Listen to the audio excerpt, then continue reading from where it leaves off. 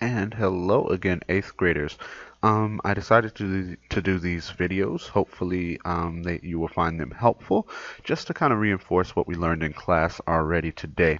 Okay, so let's go ahead and let's try to work out a few equations that have variables on both sides. Okay, so step number one, every equation, you're always going to want to write out your equation first. So let's go ahead and do that. And let's use 7x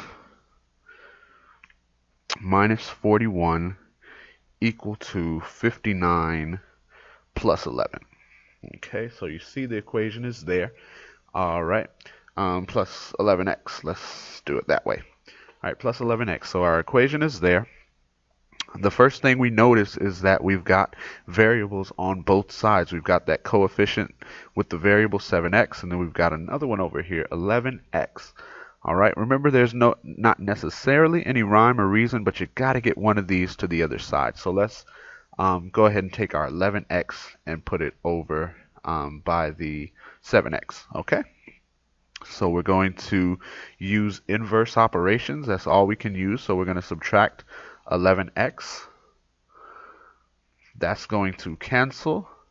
The rule tells us that whatever we do on this side of the equal sign, we also have to do on the next side of the equal sign. So we're going to do the exact same thing. We're going to subtract 11x from 7x. What does that give us? You are absolutely right. That gives us negative 4x, right?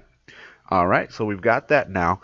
What we can do now is bring down our subtraction sign, our 41. We can bring down our equal sign, and finally we can bring down the 59. Okay, so you've got a new equation there. It probably looks a little bit more manageable. That's fine. Let's go ahead and deal with our constants now. Let's deal with our constants. So the only way we're going to do it is by using inverse operations. So the opposite of minus 41 is, of course, plus 41. So we're going to add 41 to both sides. This cancels. Whatever we do here, got to do on this side. So we're going to add 41, do some quick mental math. Of course, that gives us an even 100. We're going to bring down our equal sign. We're going to bring down our negative 4x. All right, the x is not by itself yet, so we have one more step to do, and that is simply, this is negative 4 times x. The opposite of times, the opposite of multiplication is division. So we're going to divide by negative 4. Okay, these are going to cancel each other out. We're going to divide this side by negative 4 because that rule told us that whatever we do on this side, we have to do on this side as well.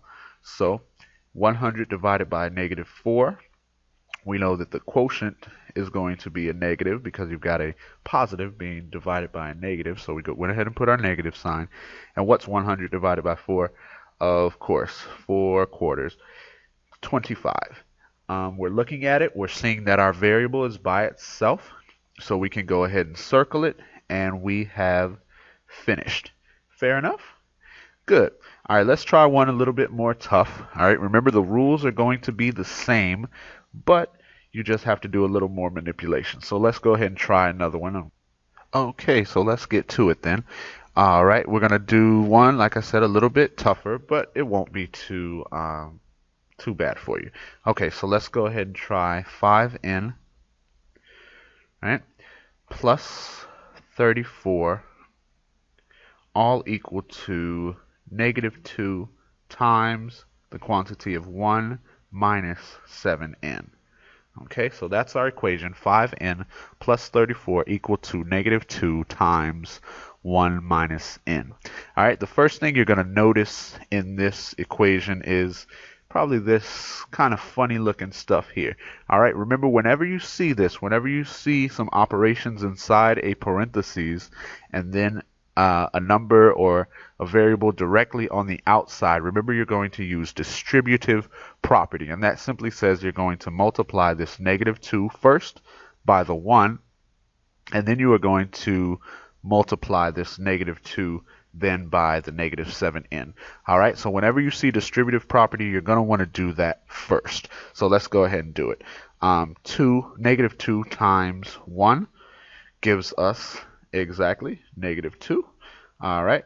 Negative 2 times negative 7n is going to give us positive 14n, right? Okay, so that's that. Let's bring down our equal sign. Let's bring down our 34, our addition sign, and we can bring down our 5n also.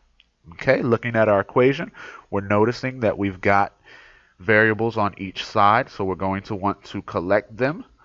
All right, I'm going to go backwards this time. I'm going to take this 5n and put it on this way. Remember, it really doesn't matter. Just whichever way. In this situation, it doesn't matter. Sometimes it will, but you'll know when it does. Okay, so we're going to get rid of it by using inverse operations. Negative 5n. These two are going to cancel. Since you subtracted 5n from this side, you have to also subtract it from this side. So we're going to go ahead and do that. 14 minus 5 is going to give us what? That's right. That's going to give us 9n. Bring down everything else. Bring down our plus sign. Bring down our negative 2. Bring down our equal sign. And then bring down our 34. Good. All right. Let's take care of the constant first. Let's add 2 to each side. Plus 2. They cancel. Whatever you do on this side, you got to do on this side. So 34 plus 2 is going to give us what? That's right, 36. Bring down your equal sign.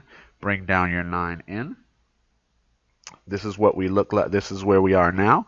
We're not quite done because remember, this n is not yet by itself. This is the same as 9 times n. So we've got to do the opposite of times, which you all know is division. 9 divided by 9 gives you 1. They cancel out. And now 36 divided by 9. What does that give us? That's right. That's going to give us 4. Bring down our equal sign. Bring down our n. Is n by itself? It sure is. And we are completely done. All right. So I hope that you found this helpful. I hope that your equation woes have been eased a little bit. All right, I'm going to sign out for now, but just remember to keep on loving, keep on leaning, and keep on learning. God bless.